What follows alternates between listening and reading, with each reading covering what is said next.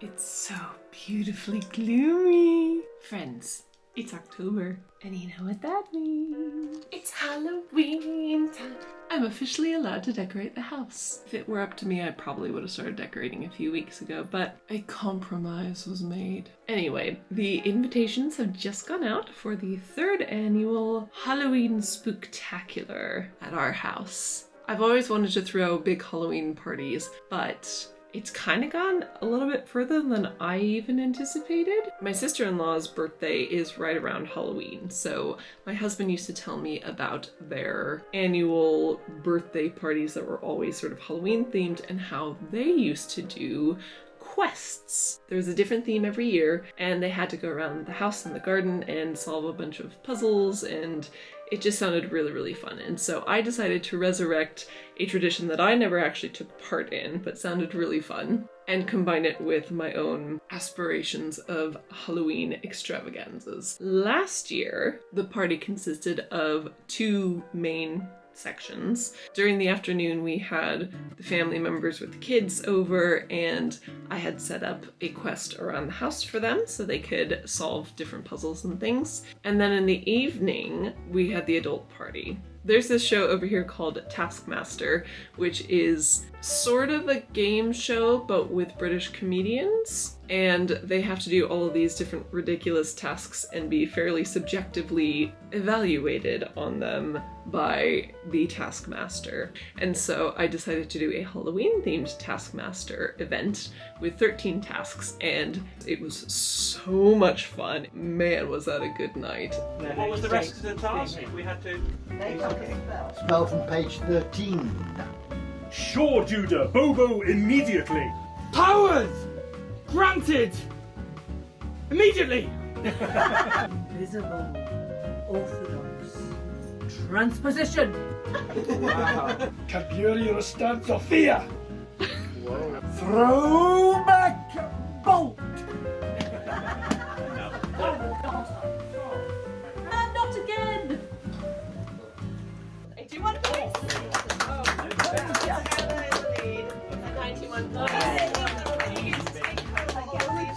yeah, I was super proud of that one. Not doing that this year. Gonna change it up a bit, partly because planning 2 completely separate things, the quest during the day and the Taskmaster at night, was a lot of work. And I was so busy being the Taskmaster that I was running around forgetting to even eat or drink anything, and I had to be reminded to, enjoy the party as well. So I'm doing 1 quest this year, same sort of concept as the kids' quest last year as far as every room will have a different puzzle, but I'm gonna have the same quest for the daytime folks and the evening folks. So I made up the invitations. Now it's time to get the decorations down from the attic and start decorating.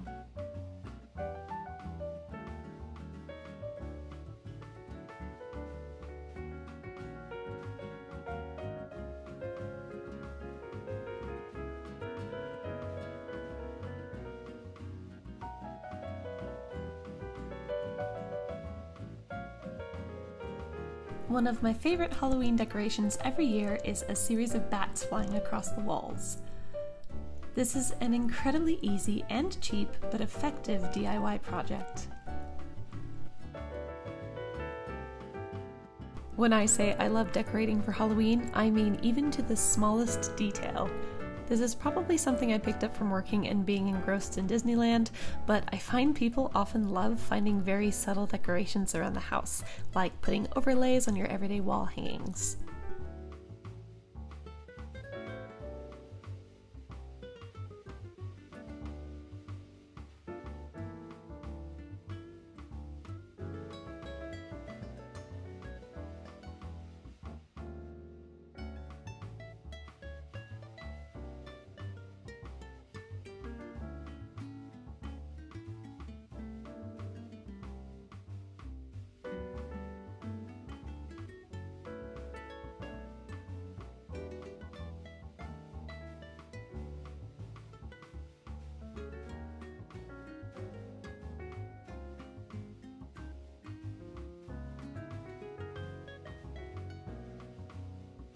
It is October 5th today.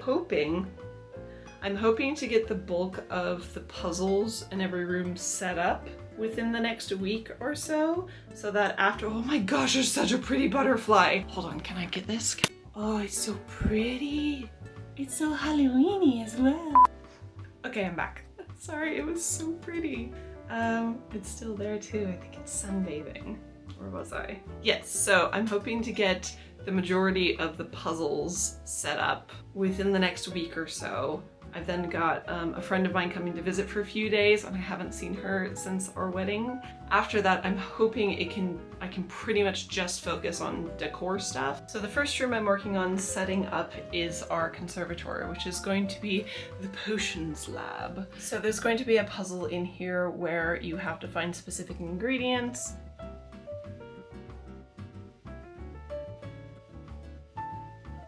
So obviously some of these potions will be following a particular recipe that needs solving, but the rest of the potions I took from various inspirations. There's obviously going to be quite a lot of Harry Potter, especially since I have a collection of Harry Potter things already. I definitely pulled some of those down from the library and made some extra ones too. Boomslang skin and lacewing flies. Also some gillyweed. I also made the 3 ingredients that go in the potion from Halloween Town. Speaking of Halloween Town, last year I got a replica of the storybook from Halloween Town off Etsy. I love this so much. But anyway, the Halloween Town potion ingredients: hair of werewolf, sweat of a ghost, and vampire fang. And by the way, I made the potion labels using a few different existing templates. Danny from Wizardry Workshop has a few different DIY potion templates, but then adjusted and put my own text on, obviously playing around with the different fillings for them. I used a lot of tissue paper this year. I think some of it works really well. Sting of a blind worm, that frog toes. There's actually just sort of a cardboard tube that I wrapped in green tissue paper and then just glued dots of hot glue. It just kind of looks like it's full of frog toes. Baboon's blood. Belch powder. This is another one where I've actually got a cardboard tube inside, so I only have sort of the outermost bit of it filled with, this is brown sugar. But yeah, that's a good hack if you want to fill potion bottles without using up a lot of resources. Stick a tube in there to fill up most of the space and then just put things around it. Some unicorn hair, which is sort of silver thread that I just untwined. Bat wool. This is actually excess hair from my dog after I gave her a brushing because she sheds a lot. Thank you, Tia, for the bat wool. You don't mind, do you? And then a few things I actually grabbed from my Harry Potter collection. We've got a Screen Accurate Essence of Dittany. This was made by Sagan and Orlo Props on Etsy. The Love Potion. This is an official replica that came from one of the, I think it was the Hermione Noble Collection Artifacts box, that one. My Skelligirl water bottle, and you know, just a bunch of other things that I've collected and or made over the years. So obviously the library is going to be used. So basically what I did last year was use this wall of books. I've got little A through G markers and 1 through 10 markers, and it sets it up like a grid, sort of like a battleship grid. I actually used a battleship board last year as part of the clues. I'm not going to do that this year. Instead, there are going to be clues that lead you to a specific book at a specific location, and then you have to flip to a particular page, and on that page will be the clue to the next book, and then another clue, and another clue, and it'll lead you to the final book. There's also going to be a puzzle in here in our bathroom. This is our little corner shower thing, and basically the shower doors themselves are going to be locked together with a chain. The little cauldron of treats are going to be in the shower.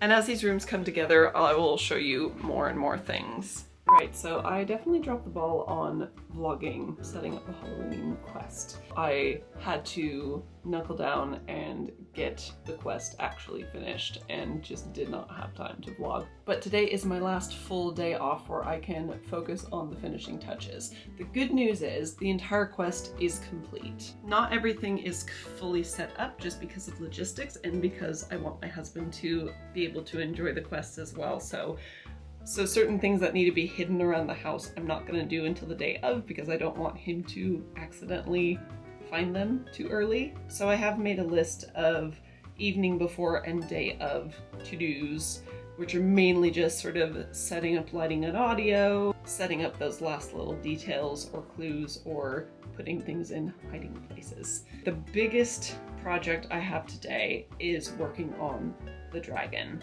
I don't know why I've done this to myself, I really don't, but I've decided that every year we're gonna have a dragon in the house. Last year, the dragon was a pile of clothing and sheets and towels that were under a duvet in the guest room, formed into the shape of a small dragon. And then we had an audio loop of sort of ASMR dragon snoring noises. So it made it sound and feel like a cave, and we had some lighting effects and things like that, but there wasn't actually a dragon except for a little tail poking out. This year, my goal is to at least have a dragon head.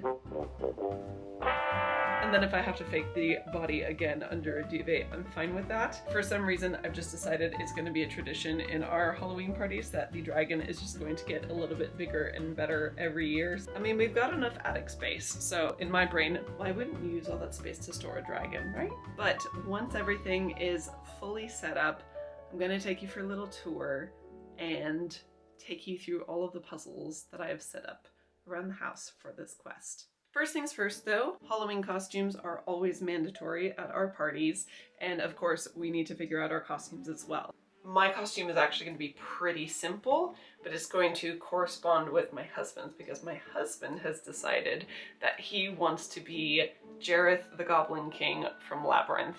I gotta say, I'm actually quite proud of him because I didn't anticipate him to want to do something so extravagant.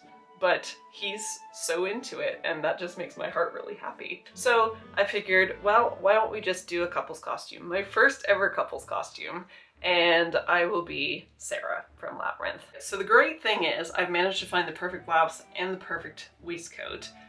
The bad news is the waistcoat that I found, it is a size 5XL.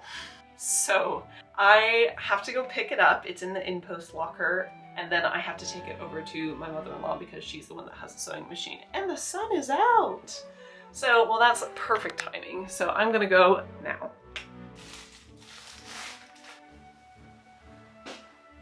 The pattern is like perfect though. So this is it with the shirt that I have.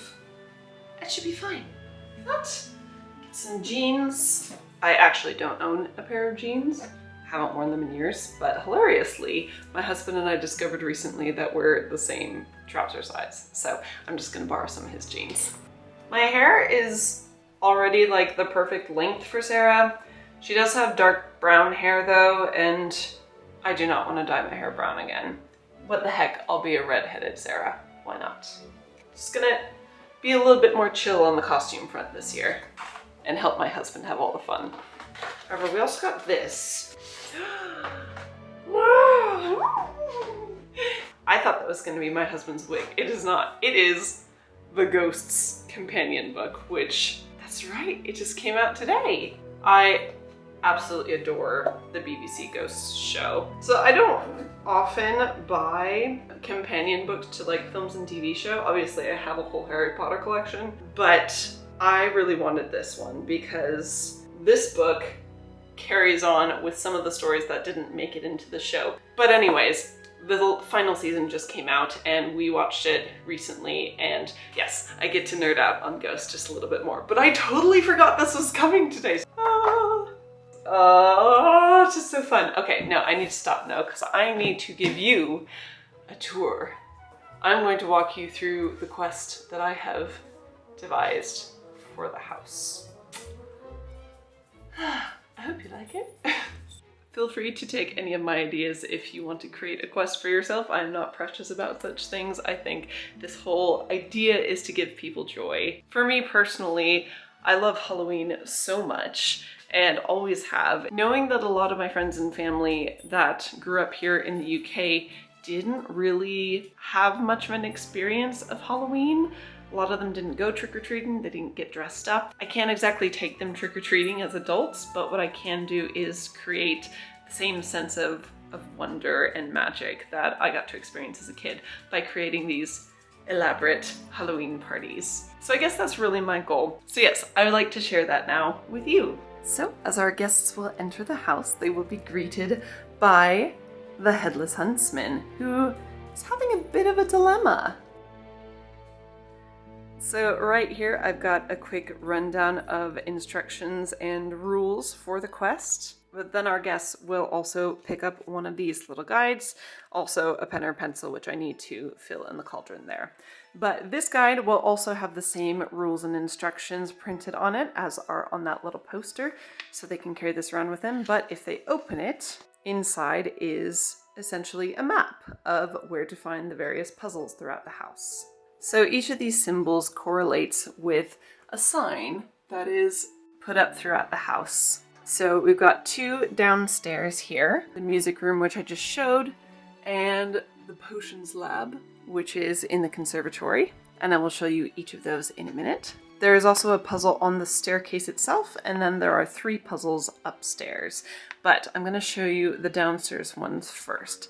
So since you've already seen a bit of the conservatory, let's start there. Oh wait, no, I forgot, I can't. A couple of the rooms actually need another room completed first. This is one of them, so we can't do that one yet, and you will see why in a moment. So let's start with the music room. So the music room hasn't been decorated yet, so please ignore that, but the puzzle is set up. And I will admit the puzzle in this room didn't exist until a couple of days ago. I very nearly dropped this room as a puzzle. Most of the people who are attending our party have some sort of musical background, because obviously my husband is a musician, so a lot of our friends and family are musicians, but there are a few that aren't, and so I've created a little key as to what the notes are on the piano for those folks. And I definitely need some reinforcement for that because it's flopping over. I will put that on my to-do list. Now this room actually has an easier version of a puzzle and a harder version of the puzzle.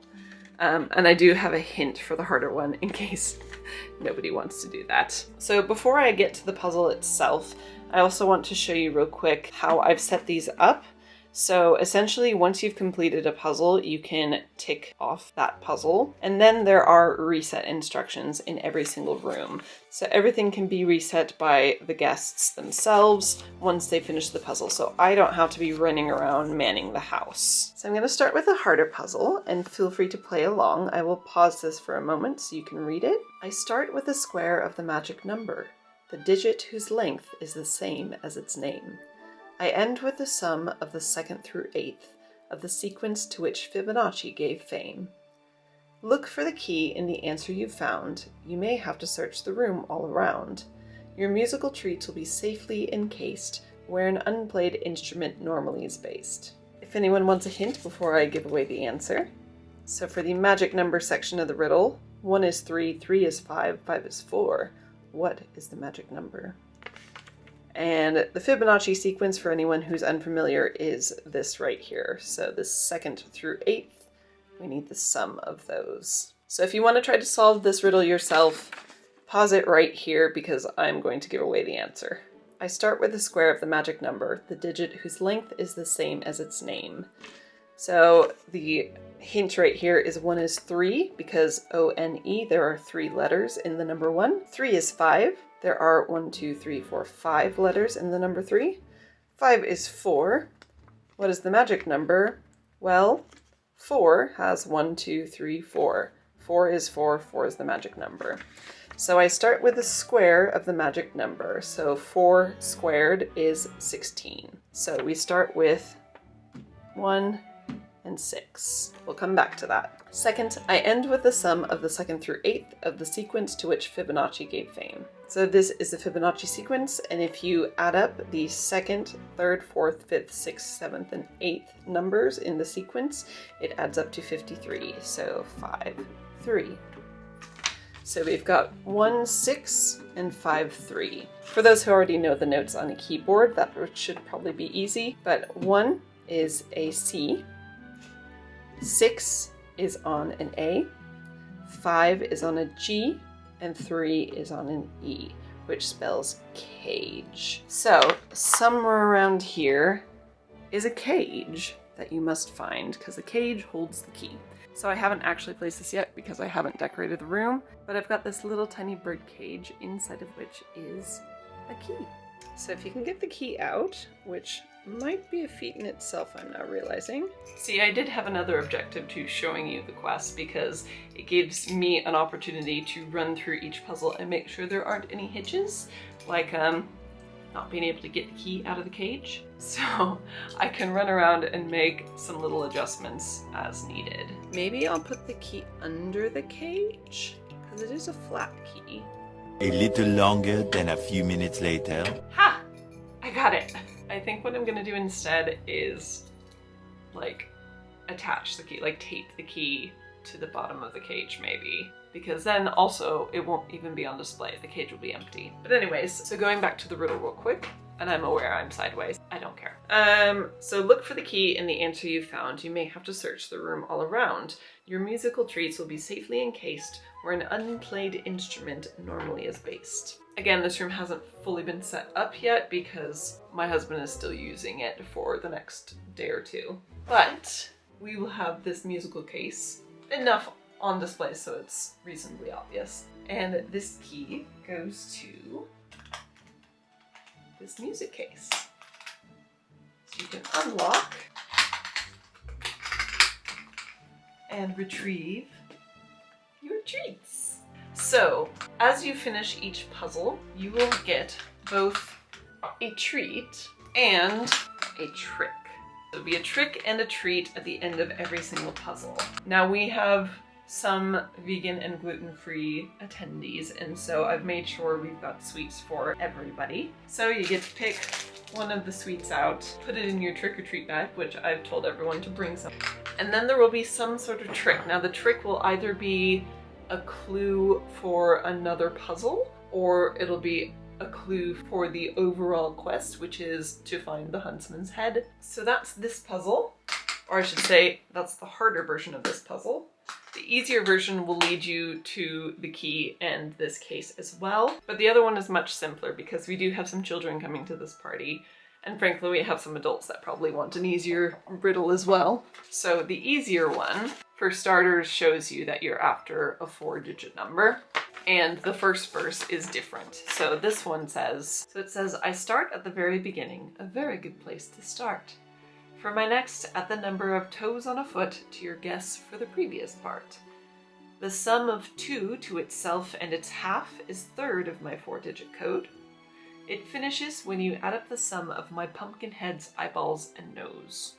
So hopefully a much, much simpler riddle. And then the second part is the same. Look for the key in the answer you found. You may have to search the room all around. Your musical treats will be safely encased where an unplayed instrument is normally based. So that's the first puzzle. So then hopefully everyone will grab the reset instructions, which essentially says make sure the tricks and treats are back in the case, lock up the case, put the key back under the cage, fold up all of the clues and reset instructions and replace them on the keyboard stand. But that's one room done. So that one can be ticked off the list, although I'm not going to, so someone else can use this. The staircase also has a puzzle, however, that one requires another room first. So let's head upstairs to do the next puzzle. By the way, that's the sign though for the staircase puzzle. We will come back to that one. We've got the library, the mermaid's lagoon, and the dragon's lair. So the dragon's lair is going to be down there in the guest room. The mermaid's lagoon is going to be in the bathroom. Now that's actually the only one I haven't set up at all yet, but everything is waiting and ready to just be put up downstairs, just so my husband and I can actually still use our bathroom. So I'm not going to show you that one until it is all set up tomorrow. You know what? Let's start with the dragon's lair. So the dragon's lair still needs a bit of work at the moment, but it is coming along. I am trying to actually make it a little bit cave-like in here. This is all paper, by the way, that came from Amazon boxes. We had one order in particular that was sent in ridiculously huge boxes with I swear, an entire roll of paper each, and there were 4 of them. So I kept all of it because I thought I could definitely use this for Halloween somehow. So I'm trying to make it into a little bit of a cavey atmosphere. It is cheap, but you know what? That's what I got with the time and money that I have. Hopefully with a bit of lighting, and once it is all complete, it will look cooler. But right here on the bed is where the dragon is eventually going to go. And this, by the way, is the start of the head of the dragon. That's as far as I've got. And I essentially have most of today and a little bit of tomorrow to actually make that look like a dragon head. Pressure! So anyways, ignore all that other stuff on the bed. That's just junk right now. So we do have color changing light bulbs in here as well. So it's going to be some sort of color where you can still see what you're doing for the puzzle, but it will add a little bit of ambiance to it. But for the purposes of filming, I'm just gonna keep this on bright. So we've got a nice treasure chest here, which says, "Do not disturb the dragon." I think I mentioned that the dragon is going to be a sleeping dragon. However, if you look at this bureau here, we've got a little looking for something. The labels at the bottom are just don't open these drawers, so you can disregard those. But if you open the bureau, we've got a little note from our huntsman. And the other thing in here are reset instructions, so we won't look at those yet. The only other things in this bureau are these 2 little drawers here. So if you investigate a little bit, we've got one drawer here with what looks like clues. I know they're clues because I made them. But clues to what exactly? Well, dun dun dun. It's a cryptex. I have had this for many, many years. This is a mini replica of the Da Vinci Code cryptex. So absolutely I wanted to use this in the quest. I mean, why wouldn't you? So in the drawer with the cryptex is a brief set of instructions as to just how the cryptex works and how not to break it. But essentially it is a 5-letter password that will open this chamber and something will be hidden inside. It's a key. It's a key to the padlock. So let's look at the clues. Now these aren't in any order, any of them can work. My Latin name is all the same, but short without a tail. That's clue number 1. Clue number 2, this one is for Harry Potter fans. A pureblood wizard family's son who slithers when his sorting's done. If you know that one, then you've got the answer. Remember, it's again 5 letters. And the final one, in case you don't have the answer from either of those clues. My first is like my furry friends on whose love you can depend. My 4th is what comes right before. My 5th is doubly found in door. My 2nd is, what I have found, a pirate's ever favorite sound. And finally, the slot of 3 is first up in the dictionary. So I'll take these in reverse order. Again, if you want to pause to try to solve the puzzles yourself, you're welcome to, but I am going to give you the answers now. So this clue actually spells out the password for you. Again, it's 5 letters. So this is helping you uncover each of those letters. So my first is like my furry friends on whose love you can depend. Hopefully you've thought of a dog, D for dog. My 4th is what comes right before. What comes before D? C. My 5th is doubly found in door. There are 2 O's in door. So we've got D blank blank C O at the moment. My 2nd is what I have found, a pirate's ever favorite sound. So the 2nd letter is R. I'm such a dork. And finally, the slot of 3 is first up in the dictionary, which of course is A. So if you haven't gotten it already, it is D-R-A-C-O, Draco, which will help the other clues make a bit more sense. A pureblood wizard family's son who slithers when his sorting's done is, of course, Draco Malfoy in Harry Potter. Malfoy has 6 letters, so it has to be Draco. The first one that I read is probably the hardest, but my Latin name is all the same, but short without a tail. Draco is the Latin name for dragon.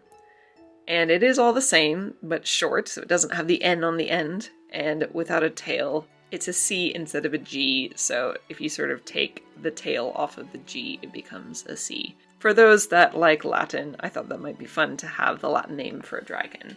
So like I said, any of those 3 clues will give you the answer. So all we need to do is change these letters to say Draco. So you see the little arrows here. So if I just move the letters to spell out Draco.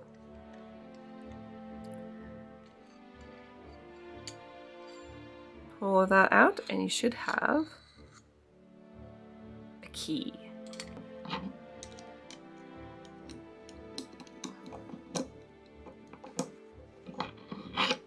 Now, where I could, I tried theming the treats to the room. So what would a dragon be guarding? His treasure. So of course the treat is chocolate coins. And then of course, just like the last room, we've also got a trick. Now this, I have to admit, is the trick I'm most proud of. It's also possibly the very first thing I got done for the quest, like months ago. So when you open this box, it says, this trick will help you with another location's puzzle. Use the bureau to complete this jigsaw puzzle, then take a photo so you can reference it later on. So inside is a little jigsaw puzzle. It's a little 50-piece puzzle, so it will take, several minutes to put together. So it's just enough of a challenge. Now I do have one regret with this puzzle, and that is that the background color of the image is super similar to the bureau. So I'm debating whether I want to add like a white paper or something here so that people can do the jigsaw more easily, or to just leave it as is to make it a bit more of a challenge. I don't know yet. That is another thing on my to-do list for today to sort of contemplate. But anyway, I'm going to put this little puzzle together for you. It is required to be able to solve the staircase puzzle.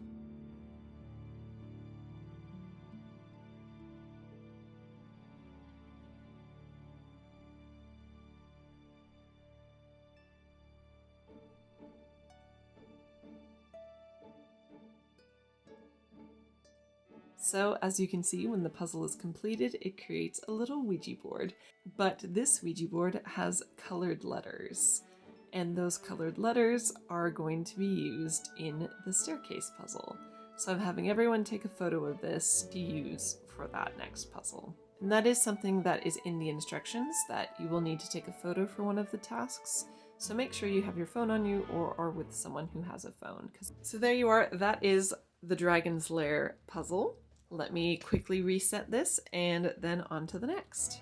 So since I've just shown you the dragon puzzle, let's go ahead and do the staircase puzzle that directly leads on from that. So as you can see, there is a locked box on the windowsill and another little note from our huntsman, which also tells you that you have to do the Dragon's Lair first.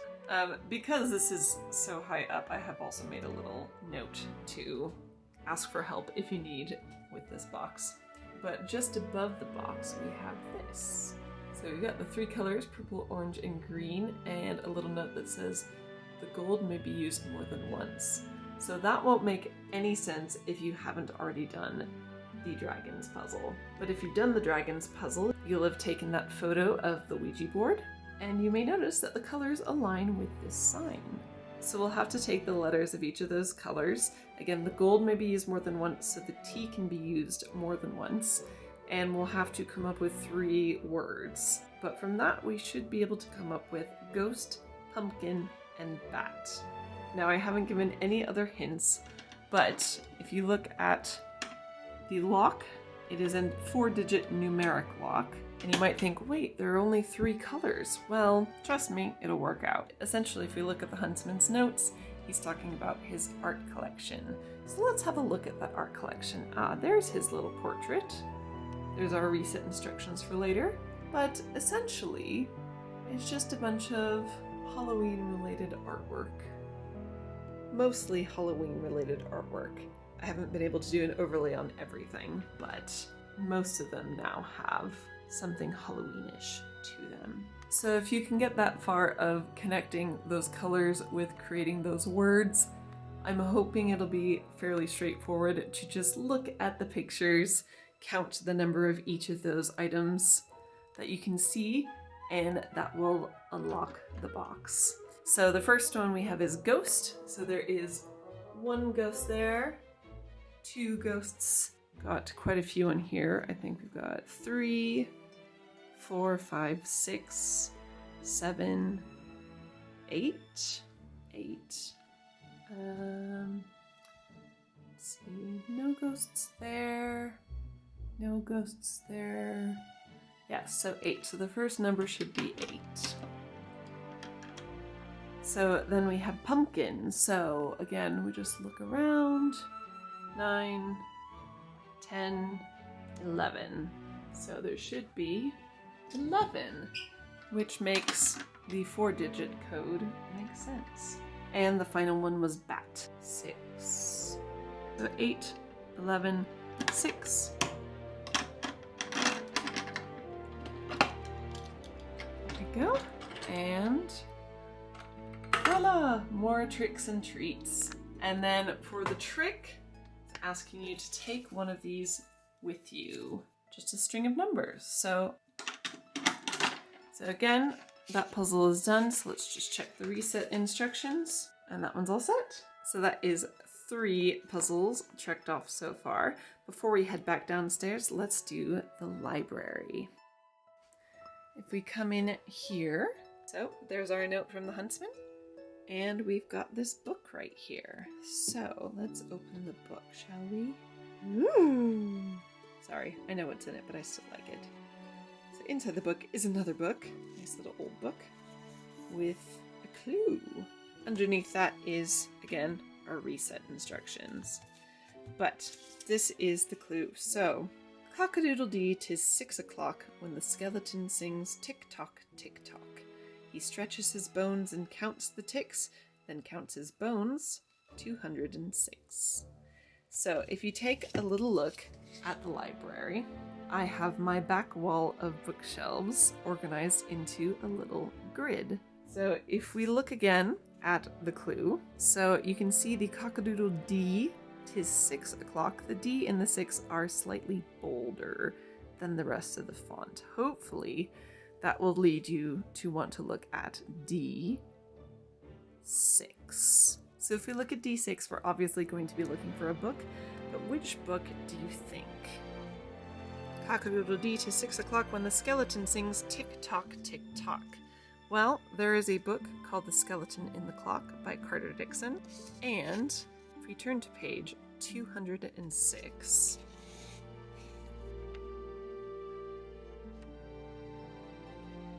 just as I thought, another clue. Away at sea I am but guest, with one leg wooden, the other numb.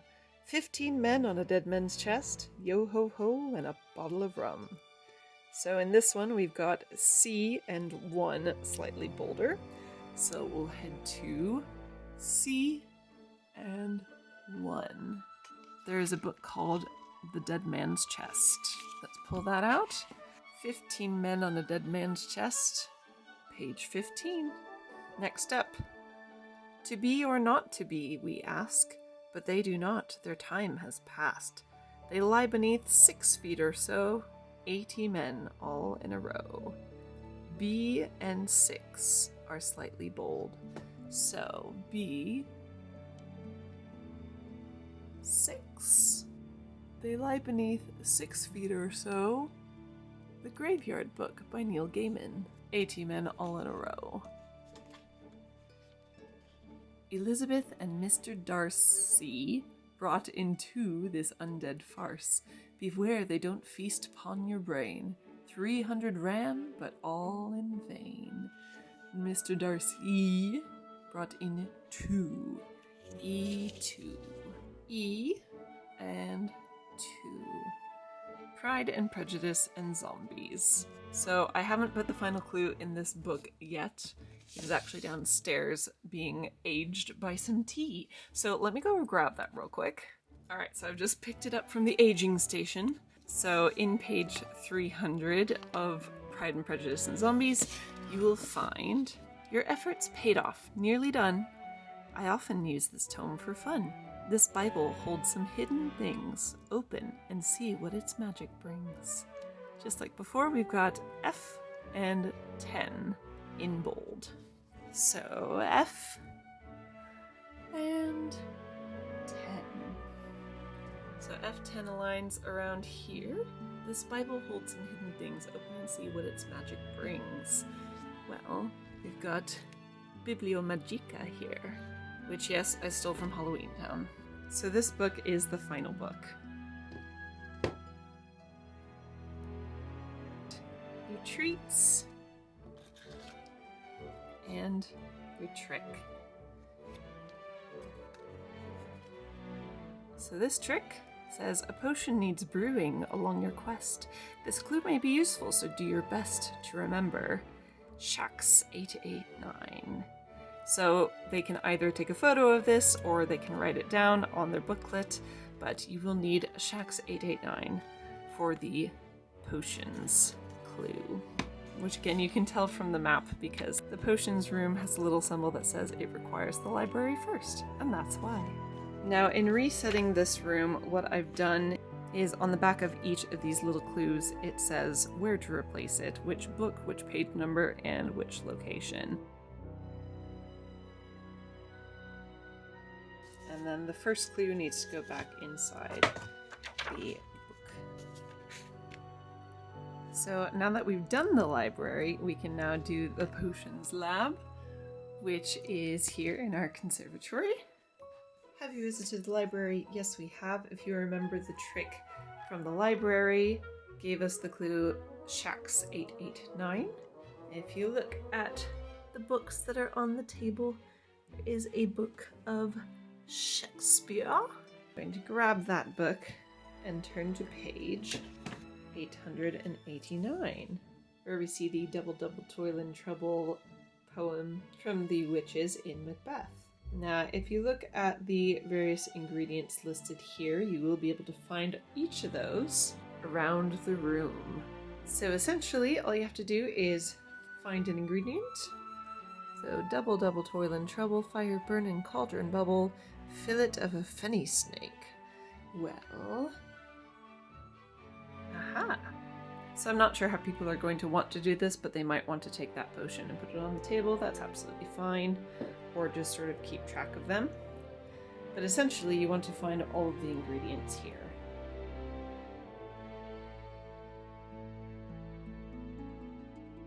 So in the cauldron boil and bake, fillet of a fenny snake, eye of newt, and toe of frog, wool of bat, and tongue of dog, adder's fork and blindworm's sting, lizard's leg, and owlet's wing.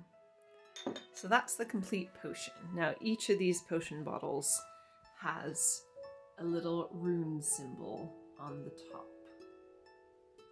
Now if you look around the room more closely, you will find a translation guide.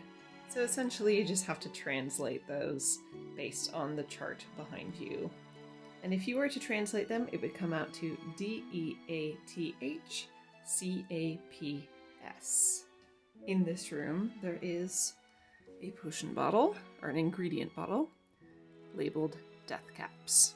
If we take that and open it,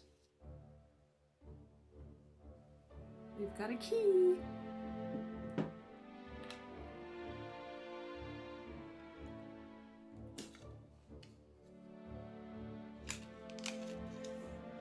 So this trick will actually suggest to go look for the raven.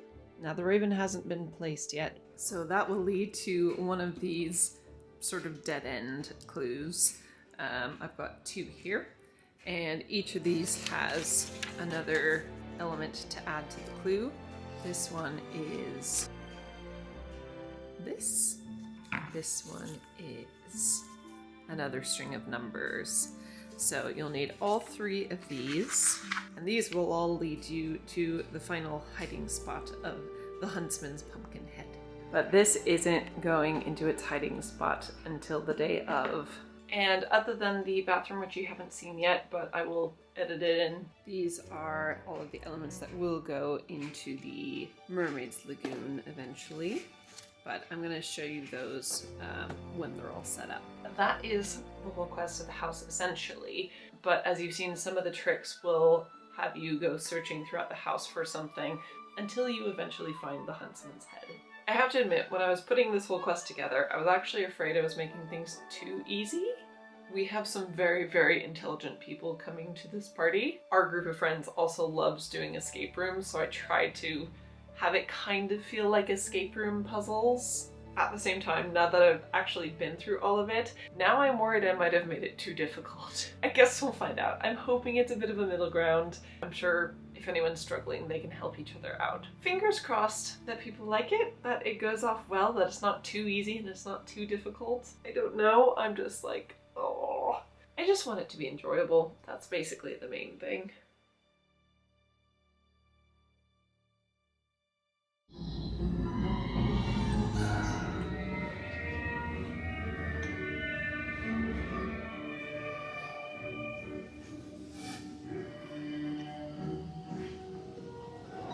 So we've got the Mermaid's Lagoon set up now. Hello! So we've got another note from the huntsman.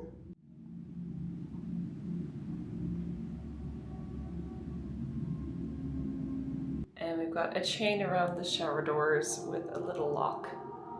Now this puzzle is actually an audio puzzle, if you can hear that. Come and follow where my voice does sound. I cannot sing above the ground, though sometimes I will journey above, just to see the twinkling stars I love. So the mermaid sings a little song with a few different verses and different clues relating to these constellations here. Here's the next clue. I often see the shimmering lights of night into constellations in my mind. They are my friends and now they are yours too. Count their stars and see what they can do. So I do have, for logistic reasons, a copy of the lyrics of the mermaid song. But otherwise the song does just loop around. So we've just had the introduction, there are then 3 verses which point to very specific constellations. Now to find which constellations you need, you can go where the mermaid's voices sound and find these different projections of the constellations. The first you seek are like my friends below, paired together everywhere they go. They swim across the sky, no still of sea. Watch the scales shimmer happily. So that clue is referring to fish, I believe. And that one is the fish. This is Pisces. So essentially how I've set this up is I've got the projection of the constellation with a line, a colored line, which will match up if you put it on the right constellation. It'll match up so you can figure out which one it is, and then you simply count the stars in there. At night he carries water to the sea, that young and handsome Ganymede. His overflowing bosom is pouring out, so his gods will never fear a drought. There he is, with his overflowing vase. So, again, if you were to put this up against whichever constellation, figure out which one it is based on the line, and then count the stars. At last I find my friend with snapping hands, who moves both seaways and on land. His funny saunter works from side to side, but he's well protected from the tide. That is the full song. For logistics reasons, I of course have a nice towel here and we've got the sink, but the kids especially have enjoyed getting to put their hands into the water, so that's been fun. So once you figured out those 3 constellations, you count up the stars, and you just put the combination into this lock.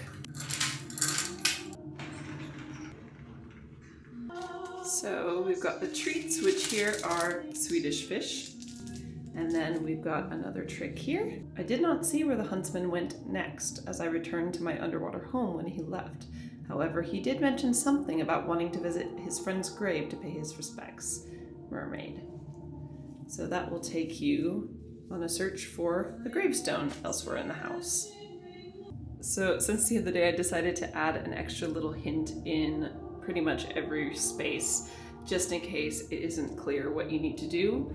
I think the hardest thing is just figuring out what you need to do in each room. And yes, I did sing this. Modeled after the mermaid song from Harry Potter and the Goblet of Fire, of course. But yeah, so I wanted to make it so that the hardest part is sort of figuring out where to start, kind of like an escape room, where once you figure out what you need to do, it's then fairly simple. But it does take a bit of thinking to figure out what you need to do in the first place. That's kind of how I modeled it. Which is why if someone gets stuck, I wanted them to be able to have a hint. One final thing before the evening questers begin. I'd just like to show you the dragon's lair with all the show elements turned on.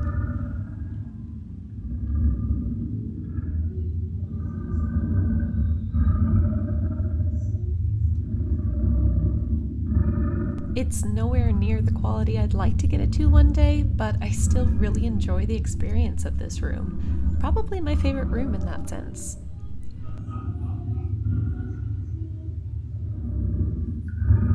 I did decide in the end to add an extra light source and this white piece of paper so that the jigsaw puzzle could actually be visible. And finally, now I can show you where the tombstone, raven, and pumpkinhead have ended up.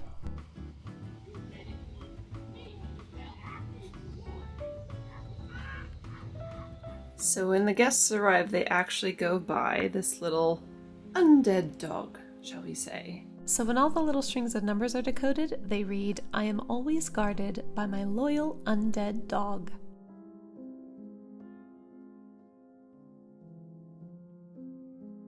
And that, my friends, is everything all set up.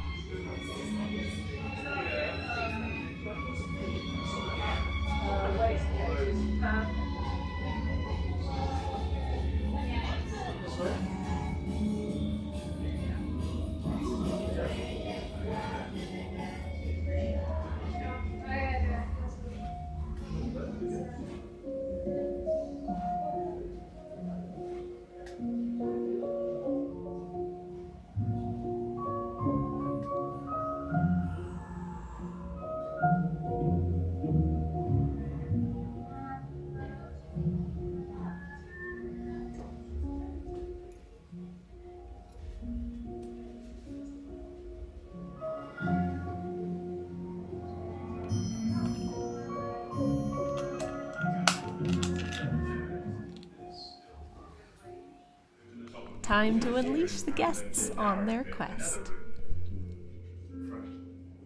Oh yeah, that's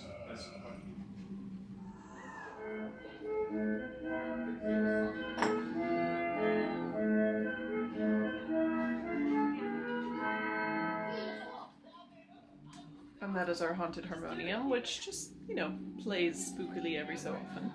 Let's see how you handle this little slice.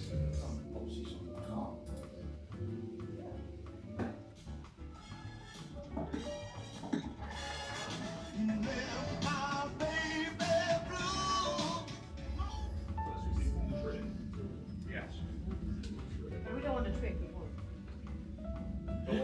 This trick will help you.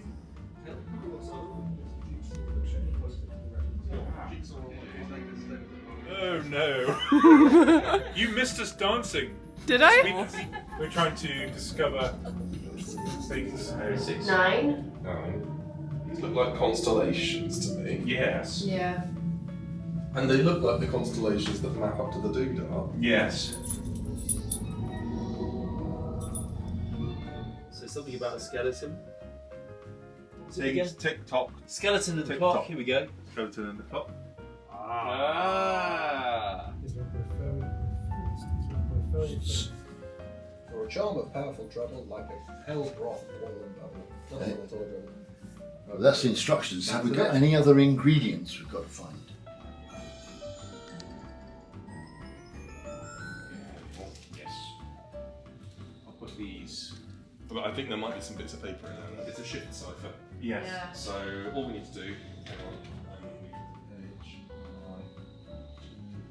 Oh dear. Oh, and that dog is on the Where's in the the entrance. last one? In the end. B. Loyal. Okay. L. I'm always guarded by my loyal undead dog. So. Oh God! I thought you were part of the experience for a second. Oh, that wasn't good at all. Okay, we're having a dispute about whether or not the. Hey! Oh, okay, so isn't that dead? Ah, you found me! At last I can enjoy Halloween Hole. Oh. And there's a load of stuff in here. Oh, yeah, very much indeed. Oh, and well done, Jess. Thank you. It was very nice. Where is it? Done! There's your ribbon. Not enough. Lucky. You're right there, mate. Great. Hello. Oh, no. Hello. And what's it say? Movie, but with subtitles, but Yes. obviously in reading form because Yes. Everybody walked past it on the way in. Yes.